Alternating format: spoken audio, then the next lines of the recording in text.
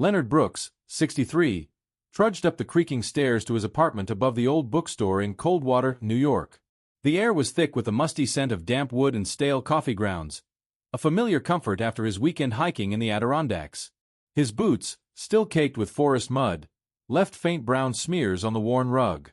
The trip had been a rare escape. 3 days of solitude among pines, the crunch of leaves underfoot, and the sharp bite of autumn air. But now, back in his cluttered one-bedroom, the weight of routine settled over him like a fog. Leonard was a retired librarian, a man of quiet habits and quieter regrets. He'd spent decades cataloging lives and books while his own felt like a half-read novel, abandoned mid-chapter. His wife, Clara, had passed 5 years ago, leaving a void he filled with solitary hikes and yellowed paperbacks. He wasn't lonely, not exactly, just adrift, haunted by the guilt of unspoken words and missed chances with her. The townsfolk liked him well enough, though his dry humor and tendency to linger in silence made him seem distant, a man who carried his thoughts like heavy luggage. Tonight, as he dropped his backpack by the door, Leonard felt an itch on his scalp, just above his left temple. He scratched absently, his fingers brushing over a small, hard bump. Probably a mosquito bite, he thought, a souvenir from the woods. The skin felt warm, almost feverish, under his touch, but he dismissed it. At his age, aches and irritations were as common as the rain that now pattered against his fogged-up windows. He brewed a pot of coffee, the bitter aroma mingling with the faint dampness that clung to the apartment, a reminder of the leaky roof he'd never bothered to fix. Sitting at his cluttered kitchen table, Leonard sorted through his hiking gear, maps, a thermos, a battered journal where he'd scribbled notes about the trails. The itch persisted, sharper now, like a needle pricking just beneath the skin. He rubbed harder, wincing as his fingers caught on the bump again. It was larger than he'd thought, about the size of a pea, and oddly firm, like a pebble lodged under his scalp. He frowned, glancing at his reflection in the darkened window. His gray hair was thinning, his face lined with the wear of years, but nothing seemed amiss. Just a bite, he told himself, ignoring the faint pulse he thought he felt beneath the bump. Coldwater was a sleepy town, its main street lined with sagging storefronts and maple trees that glowed amber under the streetlights. Leonard's apartment, perched above the bookstore, was a cocoon of familiarity. Shelves stuffed with books, a threadbare couch, a radio that crackled with static when storms rolled in. But tonight, the space felt off. The shadows in the corners seemed to shift too quickly, and the rain's steady drum carried an odd rhythm, like a heartbeat. He shook his head, blaming fatigue. The hike had been grueling for a man his age, though he'd never admit it. He microwaved a frozen dinner, the plasticky smell of Salisbury steak filling the air, and sat down to eat. The itch flared again, insistent, and he pressed his fingers to it, feeling a faint, wet stickiness. His stomach turned as he pulled his hand away and saw a smear of dark, oily fluid on his fingertips. It wasn't blood, too thick, too black, with a faint metallic tang that made his nose wrinkle. He wiped it on a napkin, heart quickening. Probably just dirt from the trail, mixed with sweat. He'd shower and forget it. At the local diner the next morning, Leonard sipped coffee while Betty, the waitress, chatted about the weather. "You look worn out, Len," she said, her voice warm but edged with concern. "That hike take it out of you?" He forced a smile, brushing off her worry. "Just need more coffee," he quipped, but his hand strayed to his temple, where the bump seemed to throb faintly. Betty didn't notice the way he kept his head tilted, hiding the spot under his cap. The diner's fluorescent lights buzzed overhead, casting stark shadows that made the room feel smaller, more oppressive. Outside, the rain hadn't stopped, and the street glistened with an oily sheen that seemed wrong, almost alive. Back home, Leonard tried to settle into his routine. He dusted his bookshelves, the air heavy with the scent of old paper and mildew. The itch was relentless now, spreading across his scalp like a slow-burning fire. He stood before the bathroom mirror, the single bulb flickering as he parted his hair. The bump was unmistakable, a black, glistening nodule the size of a grape, its surface slick and taut, like a beetle's shell. He pressed it gently, and a sharp pain shot through his skull, followed by a faint crackling sound, like dry leaves underfoot. His breath caught. The bump pulsed once, twice, as if something inside was testing its confines. Leonard's heart pounded as he grabbed a flashlight, angling it to get a better look. The skin around the bump was discolored, a sickly gray-green that spread in thin, web-like veins. He could smell it now, a sour metallic odor, like rusted copper left in the rain. His fingers trembled as he touched it again, and this time, the bump seemed to shift slightly, as if recoiling from his touch. He staggered back, the flashlight clattering into the sink. This wasn't a bite. This wasn't normal. That night, Leonard lay awake, the rain's patter now a relentless drone. The apartment felt too small, the walls pressing in, the air thick with damp and something fouler, something that clung to the back of his throat. He tried to rationalize it. Maybe an infection, maybe something he'd picked up in the woods. He'd see a doctor tomorrow. But as he drifted toward sleep, the itch flared, and with it came a new sensation, a faint rhythmic scratching, deep inside his scalp, like tiny claws scraping bone. His eyes snapped open, and in the darkness he heard it, a soft, wet crack, like something breaking free beneath his skin. Leonard Brooks woke to the sound of rain, a relentless hiss against the windows of his cold-water apartment. The air was heavy, thick with the sour tang of damp plaster and something sharper, like burnt wiring. His scalp burned, the itch from last night now a pulsing ache that radiated down his neck. He lay still, eyes fixed on the cracked ceiling, willing himself to believe it was just a bad bite, something a doctor could fix. But the memory of that wet crack in the dark, the faint scratching beneath his skin, clung to him like damp clothes. He dragged himself out of bed, the floorboards creaking under his weight, and shuffled to the bathroom. The mirror revealed a stranger. The black nodule on his temple had doubled in size overnight, now a swollen, glossy lump the size of a walnut. Its surface gleamed under the flickering bulb, slick with a thin sheen of oily fluid that seeped from tiny cracks in the skin. Leonard leaned closer, his breath fogging the glass, and caught a whiff of something foul, metallic, like old pennies, mixed with a sickly sweet rot of spoiled fruit. He pressed a finger to the lump, wincing as a sharp pain stabbed through his skull. The nodule quivered slightly, as if alive, and a bead of dark viscous fluid oozed out, trickling down his cheek. His stomach churned, and he grabbed a tissue, wiping it away, but the smell lingered, coating his throat. He couldn't go out like this. Leonard pulled a wool cap over his head, tugging it low to hide the lump, and headed to the library, where he still volunteered twice a week. The streets of Coldwater were gray, the rain leaving slick, iridescent puddles that shimmered unnaturally under the streetlights. The town felt smaller today, the buildings huddling too close, their windows like empty eyes. Leonard kept his head down, avoiding the gazes of passers-by, but he couldn't shake the feeling that they knew about the thing growing on his head, knew he was hiding something shameful. At the library, the fluorescent lights buzzed like angry insects, casting harsh shadows across the stacks. Margaret, the head librarian, greeted him with her usual warmth, but her smile faltered. "You okay, Len? You're looking pale." Her voice was kind, but her eyes lingered on his cap, as if she could see through it. Leonard mumbled something about a cold and busied himself shelving books, his fingers trembling as he stacked worn paperbacks. The itch flared, hot and insistent, and he caught himself scratching, his nails coming away with flecks of black residue that smelled of rust and decay. He stuffed his hands in his pockets, heart racing, and glanced around. No one had noticed. Not yet. By midday, the pain was unbearable, a throbbing heat that pulsed in time with his heartbeat. He slipped into the library's cramped bathroom, locking the door behind him. The mirror showed the cap barely concealing the lump, which now bulged grotesquely, stretching the skin until it was nearly transparent. Tiny, hairline cracks spread outward, oozing more of that dark, oily fluid. Leonard's breath hitched as he touched it, and this time, he felt something shift inside, a slow, deliberate movement, like a worm curling under the surface.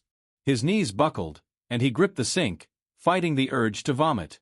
The smell was overpowering now, a metallic rot that clung to his clothes, his hair, his skin.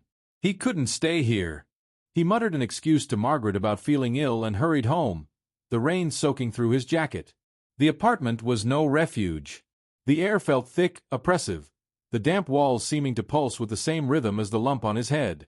He avoided the mirror, pulling the cap tighter, but the pain spread, a burning ache that crawled down his jaw and into his neck. He tried to distract himself, boiling water for tea, but the kettle's whistle sounded wrong. Too low, too guttural, like a moan. Outside, a crow perched on the windowsill, its black eyes fixed on him, unblinking. Leonard shuddered and closed the curtains, but the crow's sharp caw echoed in his ears, mingling with a faint scratching he could still hear inside his skull. He thought of Clara, her gentle laugh, the way she'd tease him about his stubbornness. "You never asked for help, Len," she'd said once, her voice soft with worry. He hadn't listened then, and now she was gone, and he was alone with this thing. The guilt twisted in his gut, sharp as the pain in his head. Was this his punishment? For not being there enough? For not saying the things that mattered? He pushed the thought away, but it lingered, heavy as the air in the room. Desperate for relief, Leonard rummaged through his medicine cabinet, swallowing aspirin and smearing antibiotic ointment on the lump. The ointment stung, and the lump seemed to pulse harder, as if angry. He wrapped a bandage around his head, hiding the cap beneath it, but the pressure only made the pain worse. He couldn't eat, couldn't sleep. The smell followed him everywhere, seeping into his clothes, his sheets, his dreams. In the few moments he dozed, he saw flashes of the forest, twisted trees dripping with black sap, roots writhing like fingers in the dirt. By evening, Leonard sat hunched at his kitchen table, the radio crackling with static despite the clear signal. He hadn't called a doctor yet. The thought of exposing this, whatever it was, filled him with dread. What if they saw it and recoiled? What if they judged him, saw the shame he carried in his bones? He scratched at the bandage, unable to stop, and felt something new, a faint vibration like the hum of a tuning fork deep inside the lump. He froze, heart pounding, and leaned toward the bathroom mirror, peeling back the bandage with trembling hands. The lump had split open slightly, revealing a glistening, black mass that pulsed rhythmically, like a tiny heart. But worse was the sound, a low, guttural hum, almost a whisper, that seemed to form a single word: Leonard. His scream caught in his throat as the mirror reflected not just his face, but something else, something dark and shifting, just behind his eyes. Leonard Brooks no longer recognized the man in the mirror. The apartment, once a sanctuary of worn books and quiet routine, now felt like a tomb, its air thick with the stench of rust and rot. The rain outside hadn't stopped, its steady drone blending with a low hum that now pulsed constantly from the lump on his temple. The sound, Leonard, hadn't left him since last night, a guttural whisper that seemed to come from inside his skull. He hadn't slept, hadn't eaten. The pain was a living thing, clawing through his head, down his neck, into his jaw. He sat on the edge of his sagging couch, clutching the wool cap he hadn't removed, as if it could hold his body together. The lump had grown grotesque, a bulging black mass the size of a fist, its surface cracked like parched earth. Thin, gray-green veins spread from it, snaking across his forehead and down his cheek, pulsing faintly under the skin. When he touched it, his fingers came away slick with a viscous black fluid that smelled of burnt metal and spoiled meat. Worse was the sensation, a writhing, as if something alive squirmed inside, testing the limits of its prison. Leonard's stomach heaved, but he couldn't look away. The lump seemed to stare back, its glossy surface catching the dim light of his apartment like an unblinking eye. He couldn't ignore it anymore. He called the only doctor in Coldwater, Dr. Harlan, a gruff man who'd treated half the town for decades. The clinic was a short walk, but every step felt like a betrayal, exposing his shame to the world. He wrapped a scarf around his head, the cap no longer enough to hide the deformity, and pulled his coat collar high. The streets were slick with rain, the puddles reflecting a sickly, iridescent sheen that made his skin crawl. A passing car slowed, its driver staring, and Leonard quickened his pace, his breath ragged. The air smelled wrong, sharp, chemical, like the rain itself was poisoned. In the clinic's sterile waiting room, the fluorescent lights buzzed, casting shadows that seemed to writhe in the corners. Leonard kept his head down, avoiding the receptionist's curious glance. When Dr. Harlan called him in, the older man's face tightened as Leonard unwrapped the scarf. "Good God, Len," he muttered, leaning closer. The lump pulsed under his gaze, and Leonard swore he heard that whisper again. Leonard, fainter now but unmistakable. Harlan poked at it with gloved hands, his expression unreadable.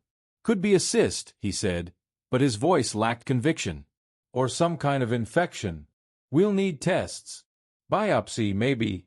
He prescribed antibiotics and sent Leonard home with a referral to a specialist in Albany, 2 hours away. "Don't wait," Harlan warned, but his eyes betrayed unease, as if he'd seen something he couldn't explain. Back home, Leonard swallowed the pills, but they did nothing. The pain sharpened, spreading to his left eye, which now felt heavy, like it was sinking into his skull.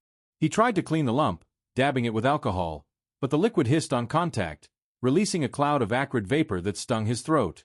The cracks in the lump widened, oozing more of that black fluid, now thicker, almost syrupy, with a stench that made his eyes water.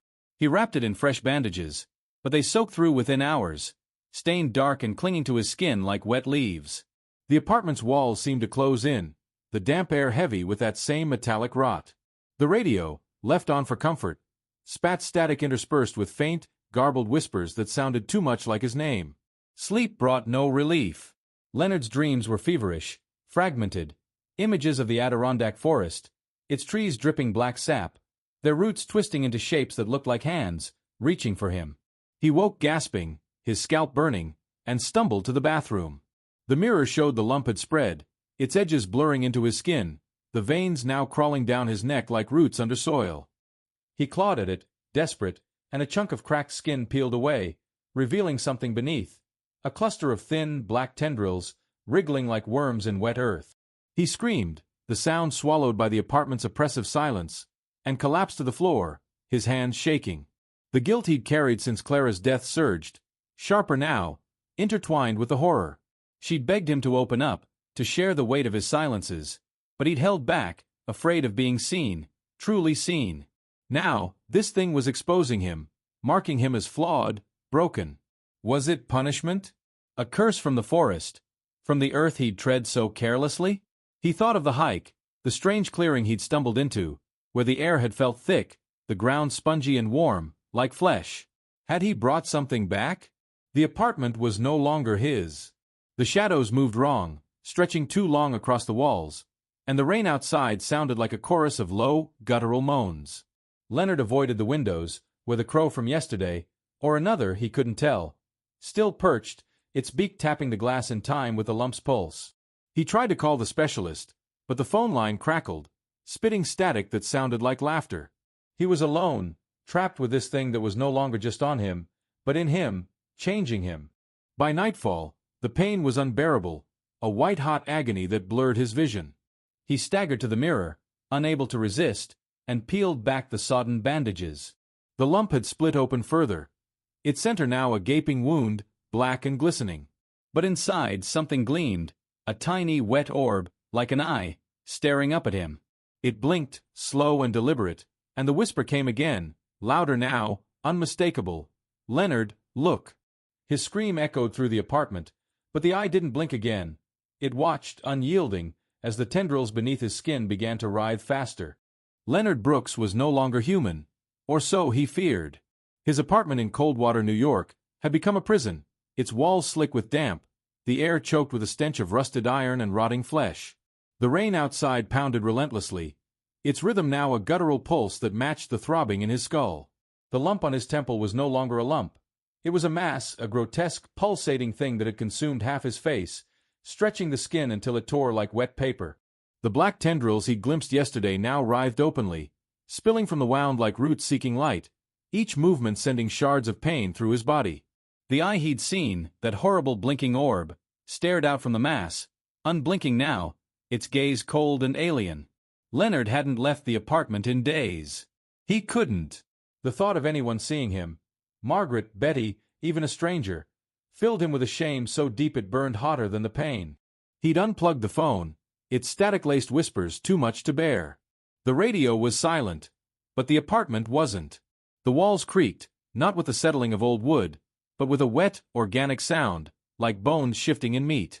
The shadows moved when he wasn't looking, stretching into shapes that were too long, too thin, too wrong. The crow outside his window hadn't left. Its tapping on the glass was a metronome to his unraveling. He avoided mirrors, but the bathroom called him back, a compulsion he couldn't resist. The flickering bulb cast his reflection in stark relief. His left eye was gone, swallowed by the mass, which now pulsed with a life of its own. The tendrils had spread, curling down his neck, under his shirt, wrapping around his collarbone. They moved with purpose, tightening and loosening like muscles he didn't control. The skin around them was gray, flaking away in brittle shards, revealing a slick, black surface beneath that glistened like oil. The smell was unbearable, a mix of burnt metal, decay, and something sharper, like ammonia, that stung his lungs with every breath. He gagged, tasting bile and a faint, coppery tang that wasn't blood. Leonard's hands shook as he gripped the sink. He hadn't eaten in days, couldn't stomach the thought of food, but hunger wasn't the problem. It was the feeling that his body was no longer his.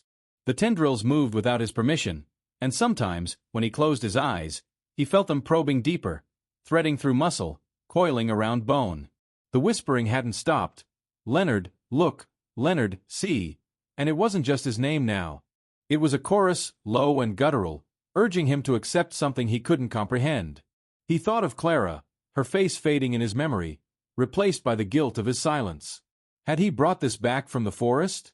Had that clearing, with its warm, spongy ground and air thick with decay, marked him? Desperate, he stumbled to the kitchen, grabbing a paring knife from the drawer. If he could cut it out, maybe he could stop it. He tore off his shirt, the fabric sticking to the oozing mass, and pressed the blade to the edge of the growth. The pain was blinding, but he pushed through, slicing into the gray skin. Black fluid sprayed, splattering the counter, the floor, the walls. It burned where it touched, leaving red welts on his hands. The tendrils recoiled, thrashing like wounded snakes, and the eye in the mass swiveled, locking onto him. A scream tore from his throat as something new emerged from the wound, a cluster of tiny, glistening spines, like insect legs, clawing at the air. They moved with purpose, reaching for the knife, and Leonard dropped it, staggering back. The apartment seemed to pulse with the mass now, the walls slick and warm, as if they were part of it. The rain outside sounded like laughter, low and mocking, and the crow's tapping grew frantic, its beak cracking the glass. Leonard collapsed onto the couch, his body trembling, his mind fracturing. He wasn't just changing. He was becoming something else, something not human.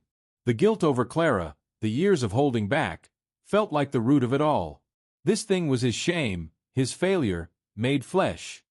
He thought of ending it, the knife still lying on the floor, but the spines twitched, as if sensing his intent, and the whispering grew louder. Leonard, stay. He couldn't face the world, couldn't face himself. He'd stopped answering the door when Margaret knocked, her voice muffled through the wood, asking if he was okay. He wanted to scream that he wasn't, that he was falling apart, but the words wouldn't come. The mass was spreading, he could feel it. Tendrils creeping under his ribs, a dull ache in his chest, a faint scratching in his bones. His reflection was no longer his own. He stumbled to the bathroom, driven by a need to see, to understand. The mirror showed a stranger, not Leonard, but a thing with a twisted face, one human eye wide with terror, the other replaced by that unblinking orb. The tendrils writhed, and the spines clicked together, forming a shape that looked almost like a mouth. Then it spoke, not in a whisper but in a voice, clear and sharp, that echoed in his skull. You are mine. The mirror cracked, a jagged line splitting his reflection, and behind it, Leonard saw something else, a shadow tall and formless, with countless eyes staring back. He fell to his knees, the room spinning, the air thick with the stench of his own decay. The mass pulsed faster, and he felt it, something breaking free inside him, something that wasn't him, but was becoming him. Leonard Brooks sat in the sterile glow of the Albany hospital, the antiseptic smell a sharp contrast to the reek of decay that had clung to him for weeks. The mass on his face had become a nightmare, a pulsating black horror that had swallowed his left eye, its tendrils snaking under his skin, curling around his jaw and chest. The spines, those insect-like protrusions, clicked faintly when he moved, and the whispering voice, "You are mine," echoed in his skull, louder in the quiet moments. He hadn't returned to Coldwater since the mirror cracked, revealing that shadowy, multi-eyed thing. He'd fled to the specialist Dr. Harlan recommended, driven by a desperate hope that someone, anyone, could stop this. The hospital was a maze of white walls and humming machines, but even here, the world felt wrong. The fluorescent lights flickered, casting shadows that seemed to writhe like the tendrils under his skin. The air carried a faint chemical tang, not just antiseptic but something fouler, like the metallic rot that seeped from his wounds. Leonard kept his head wrapped in a scarf, the wool cap long discarded, and avoided the curious stares of nurses. His remaining eye darted nervously, catching glimpses of his reflection in glass doors, a distorted half-human shape that made his stomach lurch. Dr. Patel, the specialist, was a wiry man with steady hands and a clinical demeanor. He studied the mass through a magnifying lens, his face unreadable behind his mask. "This is unusual," he said, his voice clipped. Possibly a rare fungal infection, or a tumor with aggressive growth. We'll operate immediately. Leonard nodded, too exhausted to argue, too afraid to hope. The guilt that had haunted him since Clara's death, his failure to open up, to be enough, felt like the root of this thing, a punishment carved into his flesh. He signed the consent forms, his hand trembling, the spines clicking softly under the bandages. The operating room was a sterile cocoon, all gleaming steel and bright lights, but the air felt heavy, oppressive. As the anesthesia took hold, Leonard's vision blurred, and he saw the forest again, the Adirondack clearing where this began, its ground pulsing like living flesh, its trees dripping black sap. He tried to scream, but his voice was gone, swallowed by the hum of the mass. The last thing he heard was the whisper, soft and insistent. "Leonard, stay." He woke in recovery, his head swathed in bandages, the pain dulled by drugs but still there, a low throb deep in his skull. Dr. Patel stood over him, his expression grim. "We removed most of it," he said. "A mass of tissue, unlike anything I've seen. It was invasive, threaded into your muscle, your nerves. We sent samples for analysis." He hesitated, then added, "When we cut into it, it released a gas. Black, acrid. The team's fine, but it was unsettling." Leonard's heart sank. He could still smell it, faint but unmistakable, clinging to the sterile air like a stain. The hospital released him after 2 days, with a bottle of antibiotics and a follow-up appointment. The bandages hid the worst, but his face felt wrong. Too tight, too heavy, as if the mass had left something behind. He returned to Coldwater, avoiding the library, the diner, anyone who might ask questions. His apartment was no better. The walls still seemed to pulse, the rain outside carrying that same chemical tang. The crow was gone, but its absence felt ominous, like it had seen enough and left him to his fate. Leonard tried to reclaim his routine. He brewed coffee, the bitter scent a faint comfort, and sat at his kitchen table, staring at the scars on his hands where the black fluid had burned him. The guilt over Clara lingered, sharper now, as if the surgery had cut into his soul as well. He'd failed her, kept his fears locked away, and now his body was betraying him, exposing every hidden shame. He avoided mirrors, but the urge to look was overwhelming. Late that night, he stood in the bathroom, the single bulb flickering, and unwrapped the bandages. The mass was gone, replaced by a jagged scar that ran from his temple to his jaw, red and puckered, like a wound that refused to heal. His left eye was still there, miraculously, but it felt heavy, sluggish, as if it wasn't his own. The skin around it was pale, almost translucent, with faint gray veins creeping beneath. He exhaled, relief mixing with dread. The pain was less, the whispering gone, but something felt wrong. The air in the apartment was too thick, the shadows too sharp, and the rain outside sounded like a low, guttural hum. He returned to the library the next day, forcing himself to face the world. Margaret greeted him with a hesitant smile, her eyes lingering on the scar. "You look better, Len," she said, but her voice was strained, as if she didn't believe it. He shelved books, his hands steadying with a familiar task, but the library felt different. Too small, too quiet, the air heavy with a faint smell of rust. He caught his reflection in a window and froze. The scar seemed to pulse faintly, like a heartbeat. That night, as he lay in bed, the relief crumbled. A new itch bloomed, not on his face but deep in his chest, a sharp, crawling sensation that made his breath catch. He pressed a hand to his ribs, feeling a faint hardness beneath the skin, like a pebble lodged in muscle. His heart raced as he stumbled to the bathroom, flicking on the light. He lifted his shirt, and there it was, a small, black nodule, no bigger than a grape, pulsing faintly under his sternum.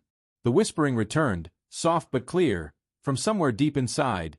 "Leonard, we're not done." Leonard Brooks stood at the edge of his apartment window, staring out at Coldwater's rain-soaked streets.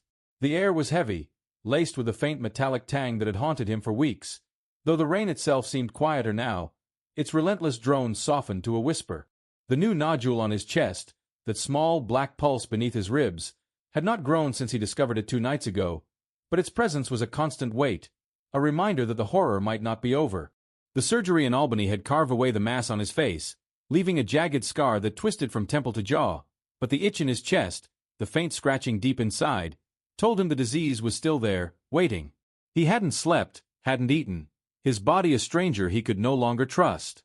The apartment was no longer a home. The walls, still damp from weeks of rain, seemed to breathe, their shadows shifting in ways that made Leonard's skin crawl. The smell of rust and rot lingered, faint but inescapable, clinging to his clothes, his skin, his breath. He'd stopped answering the door, even when Margaret from the library knocked, her voice soft with worry. He couldn't face her, couldn't face anyone. The scar on his face was bad enough, red, puckered, a map of his shame, but the nodule on his chest was worse, a secret he couldn't bear to reveal. It pulsed faintly, in time with his heart, and sometimes in the quiet, he heard it again. "Leonard, we're not done." He'd tried to fight it. After finding the nodule, he'd called Dr. Patel, his voice shaking as he described the new growth. The specialist urged him to return to Albany, but Leonard refused.